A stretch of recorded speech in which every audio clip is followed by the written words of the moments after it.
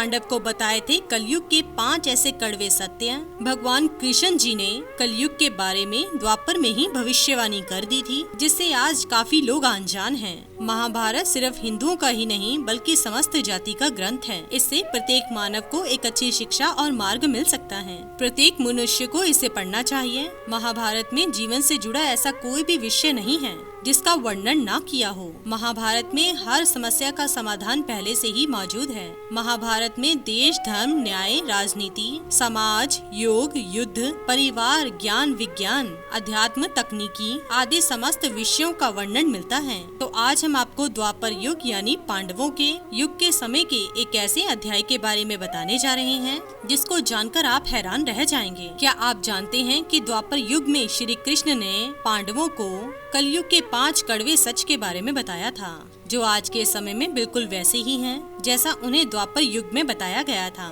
महाभारत का युद्ध जीतने के बाद एक दिन पांडवों के मन में यह जिज्ञासा उठी जिससे कि वह कलयुग के बारे में जान सकें। वह जानना चाहते थे कि कलयुग का मनुष्य कैसा होगा, कैसा उसका आचरण होगा, किन चीजों को वह सोचेगा, किन चीजों को वह समझेगा। तो इसे जिज्ञासा को लेते हुए बिना कुछ सोचे समझे पांडवों ने श्री कृष्ण से इस बारे में पूछ लिया। यह सुनकर श्री कृष्ण ने 5 पांडवों को अलग अलग वन में जाने के लिए कह दिया। सबसे पहले युधिष्ठिर को जंगल में भेजा गया और जंगल में 2 सूंड वाले हाथी को देखा। यह देखते ही वह बहुत ही ज्यादा आश्चर्य में पड़ गए और जंगल से लौटने के बाद जब उन्होंने भगवान कृष्ण को इसके बारे में बताया, तब भगवान कृष्ण ने इसका मतलब समझाते हुए उन्हें कलयुग के बारे में बताया कि कलयुग में ऐसे लोग राज करेंगे जो बोलेंगे कुछ और करेंगे कुछ, और ऐसे व्यक्ति दोनों ही तरफ से प्रजा का शोषण करेंगे। और श्री कृष्ण का कथन आज के नेताओं को ही दर्शाता है। और उसी प्रकार अर्जुन को वन में एक ऐसा पक्षी दिखा जिसके पंखों पर वेदों की लिखावट थी, लेकिन वह मनुष्य का मांस खा रहा था। यह देखकर अर्जुन हैरान हो गए और श्री कृष्ण से इसका मतलब पूछने लगे।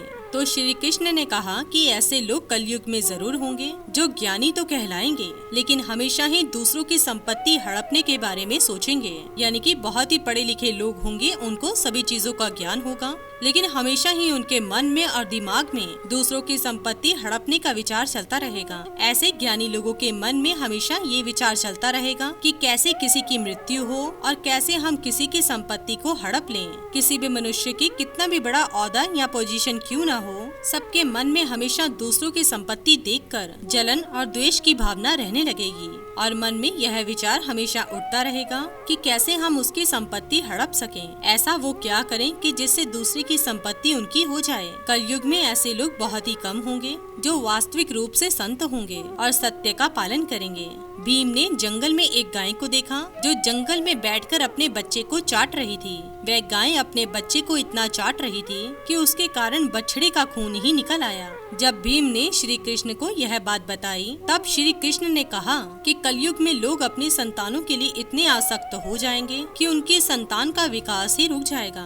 किसी की संतान अध्यात्म पर चलकर साधु संत बनेगी, बाकी लोग तो उसका आशीर्वाद लेने जाएंगे, लेकिन उसके खुद के ही माता पिता अपने संतान को देखकर हमेशा शोक और दुख ही मनाएंगे कि आगे जाकर उनकी संतान का क्या होगा। कलयुगी माता पिता हमेशा ही अपनी संतान को मोह माया में फंसा कर रखेंगे। इसी के साथ भगवान कृष्ण ने यह भी बताया कि तुम्हारा पुत्र तुम्हारा नहीं है, उसकी पत्नी का है।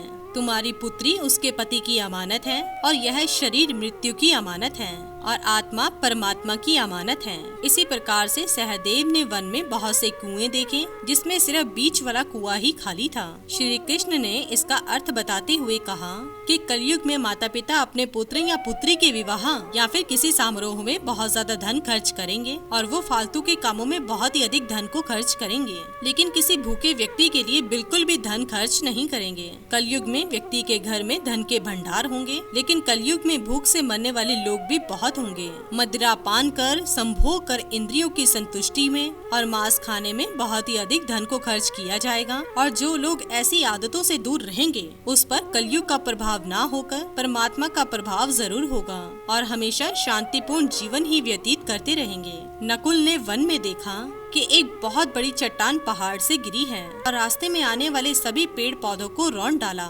लेकिन नन्हे से पौधे से टकराकर वह चट्टान वहीं पर रुक गई। इसका अर्थ बताते हुए श्री कृष्ण ने कहा कि कलयुग में मनुष्य की बुद्धि इतनी ज्यादा नष्ट हो जाएगी कि मनुष्य का तेजी से पतन होगा और यह पतन इतना तीव्र होगा कि धन या फिर सत्ता के वृक्ष इसे रोकने में सक्षम नहीं होंगे। लेकिन हरि नाम रूपी एक छोटे से पौधे से यह पतन रुक सकता है या फिर इसका असर कम हो जाएगा।